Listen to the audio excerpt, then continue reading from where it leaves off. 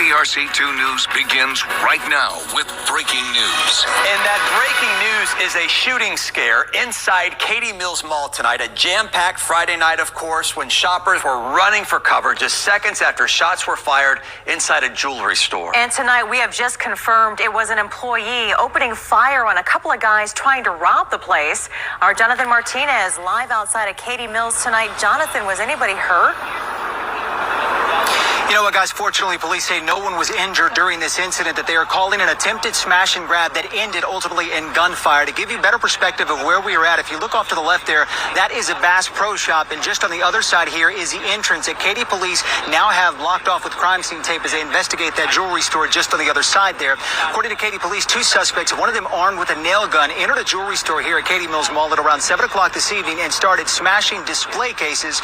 That's when police say one of the employees at the store pulled out a gun and fired 3 shots at the suspects. Investigators say those suspects ran out of the mall entrance to a white car that was waiting for them, and they do still remain on the run. It is unclear, though, if either of those suspects was hit by the gunfire. Right now, police say the scene at the mall is secured, and again, no one was injured. Something's going to have to be done about Houston. Something's going to have to be done. It is bananas down there. It's just that whole area. Texas is going to hell. Texas got woke and it went broke. Who would ever knew Texas would go woke? But at least citizens are starting to stand up for themselves and fight back.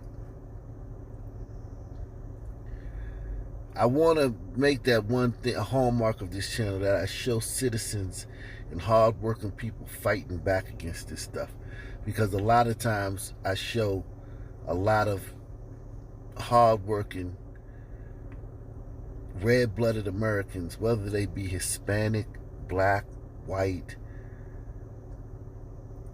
Asian. Show a lot of you guys, Arabs, show a lot of you guys taking L's, taking losses.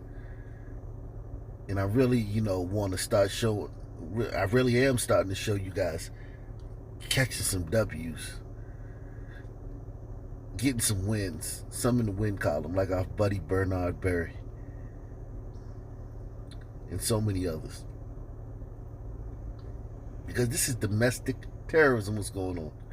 Right now, police say the scene at the mall is secured, and again, no one was injured. We did speak with people who were at the mall tonight who were pretty shaken about what played out. It's pretty scary knowing you have your family here and this stuff happens, and we didn't really know anything about it. Thank God we missed it by, that much. It was a little crazy. It was wild. We couldn't really believe that it would happen somewhere like in this area, so that normally doesn't happen here. So. And tonight, police tell us all of the items taken during the smash and grab were recovered. But again, the search is still on for those two suspects. They're working to get a better description of that car they took off in. They are working leads tonight. For now, that is the very latest. We are reporting live from Katy. I'm Jonathan Martinez, KPRC. Now to a developing story in Brooklyn tonight where one man is dead, another in critical condition following a triple shooting in Williamsburg. Police are calling the incident a home invasion gone wrong. CBS 2's Ali Bauman is live at the scene with more. Ali.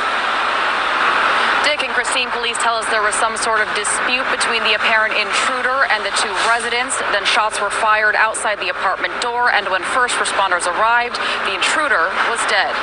Some sort of dispute between the intruder and the two residents. Yeah, like, I could imagine what the dispute was about. Get out!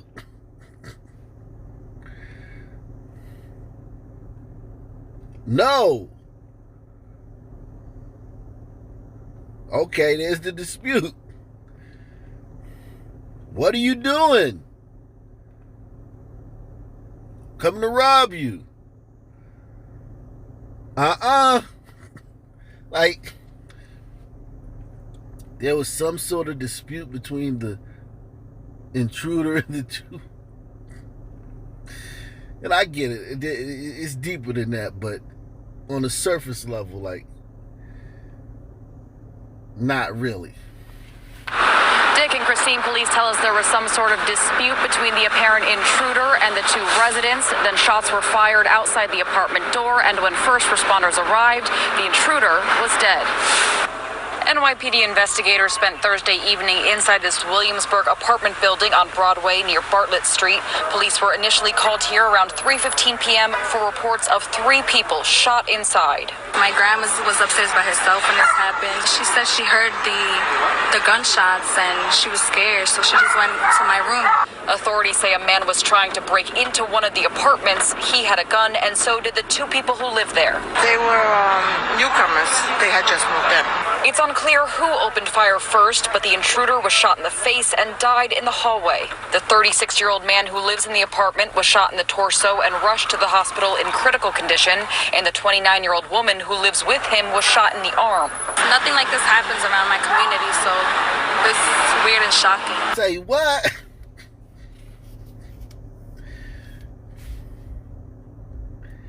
Say what? Nothing like this happens around my community, so it's weird and shocking. New NYPD data shows crime went up 22% citywide last month compared to May 2020, with a 46% increase in robberies and a 73% increase in shootings. Now you heard the lovely Latina say nothing like this ever happens around our community. And one thing about crime is that most times you don't know what's happened because you're not the victim. And most times, most crimes that are reported, no police don't really show up on the scene. Someone gets mugged, someone gets robbed. It's on a different floor in your building. It's a different building in your complex. It's in the alley. It's on the street while you're at work or something. You, the particular person, you don't see every crime. But it's amazing how 14 unarmed black men killed nationwide was presented to us as something that we see all the time. Isn't that crazy? This woman is in danger every day when she leaves her house and she has no idea.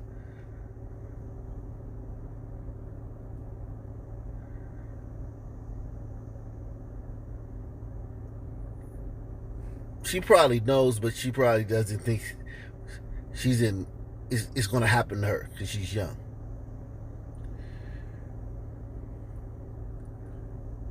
But 14 unarmed black men killed a year. Oh my God, this is happening everywhere all the time.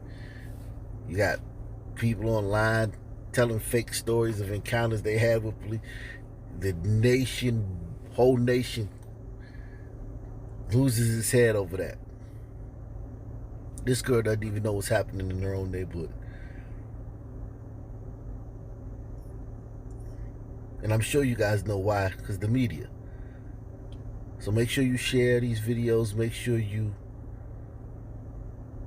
take the $5 challenge to support this channel. You can take a $100 challenge if you want. You can take the $200 challenge if you want. The $300 challenge, the $500 challenge.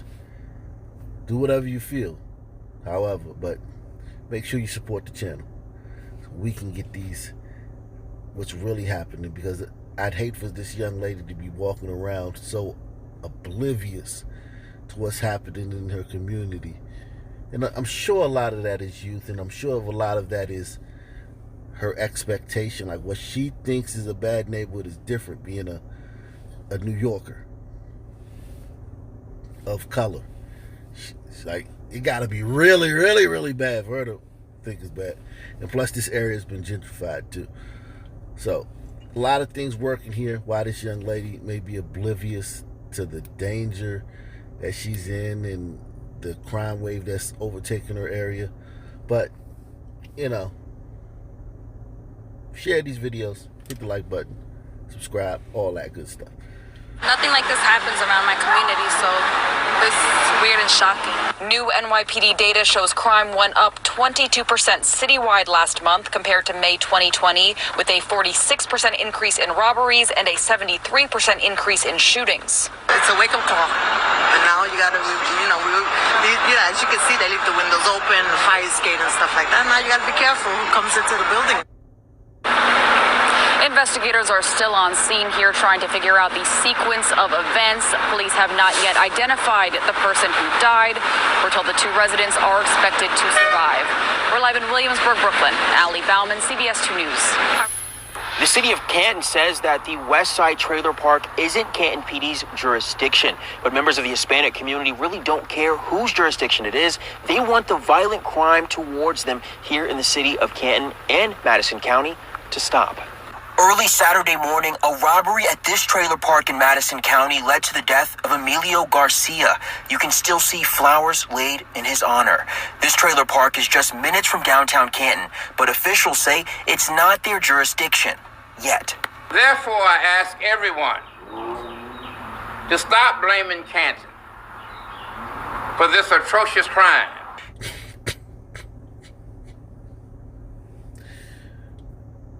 Okay. Another black mayor. Who you think is doing this to these Hispanics, man? Who you think terrorized these Hispanics in Canton-ish? This is not Canton. He like, it's not us. Stop blaming us. Well, whoever this is, whoever's in charge of that jurisdiction, who you think is responsible for terrorizing these Hispanic people in this trailer park? Therefore, I ask everyone to stop blaming Canton for this atrocious crime. Due to the annexation, this part of Madison County will be added to the Canton city limits starting June 6th. And during a press conference, Mayor Truly Jr. offered solutions to the violent crime issue against Hispanics. We need to hire more police officers from the Hispanic community who understands the culture better. What?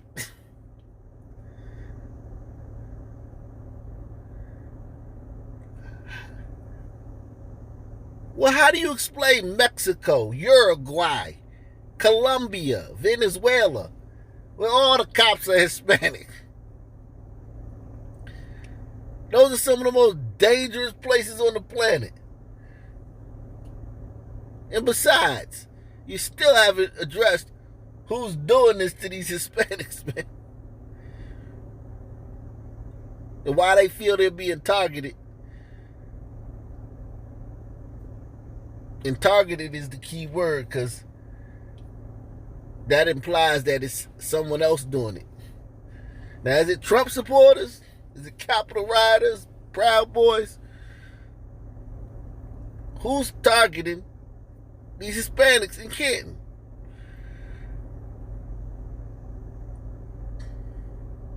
Talking about some damn, the solution to it is more Hispanic cops. More cops. Now you see why these cities run by on such bad shape. Look at the logic. He said it defiantly too. To the violent crime issue against Hispanics. We need to hire more police officers from the Hispanic community who understands the culture better. In the middle of his speech, a member of the Hispanic community interrupts the mayor. A year ago, the same words came out. Ma'am, may I finish? May I finish the press conference? Go ahead. And then they can speak to you. Okay. Gloria Martinez began a heated exchange with city officials. I understand this is not only your fault. It's the community fault. It's the chief. It's the police. It's everybody involved. I've never spoken to you. And that's their fault. Well, I don't know whose fault it is. So like I said, I'm not here to blame you or blame anybody. And there's a lot of blame to go around. What did he just say to that woman? Look how rude he was to that woman. And then, I'm not here to blame you or blame... What the hell is he talking about? Where did they get this jackleg man? I heard of jackleg preachers. Now we got jackleg mans. The hell? The community fault is the chief. It's the police. It's everybody involved. I've never spoken to you. And that's their fault. Well, I don't know whose fault it is. So like I said, I'm not here to blame you or blame anybody. And there's a lot of blame to go around. Martinez also calling for Canton Police Chief Otha Brown to apologize for comments made after the murder of Faustino and Martina Ramirez back in December, claiming the community typically carries cash. Again, I did apologize. I do apologize again. It's sad to me that things like this are taking place. Because everybody is saying, can police, can police, can police. Look how belligerent and defiant. Could you imagine if some black people was having some problems and some white politicians or Hispanic politicians reacted to them like this? So when these two people were killed, that police chief said it's because people carry cash. So it's basically a similar situation like Meet the Flockers with the Asians out in California. The Wakandan contingency has found out through, trial and error and word of mouth that the Asian people in California don't use banks and they keep the cash on them, which led to a lot of home invasions, which have spiked since the police have been defunded.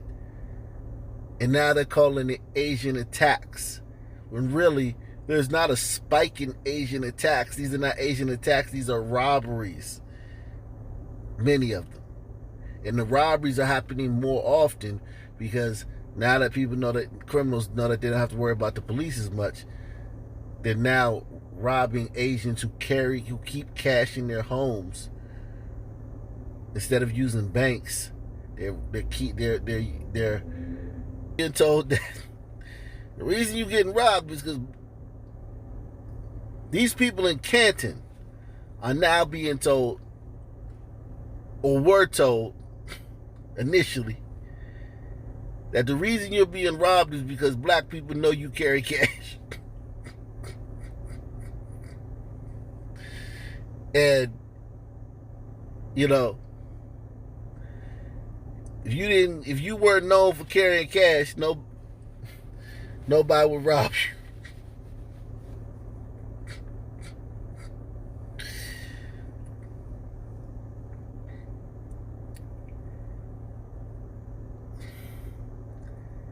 And I tell you all the time, man, I don't want to hear when people call me a coon, because I don't want to hear about lack of opportunity, or we are not represented in government, they won't, the racism. Every city we go to, black mayor, black police chief, black city council, all of them.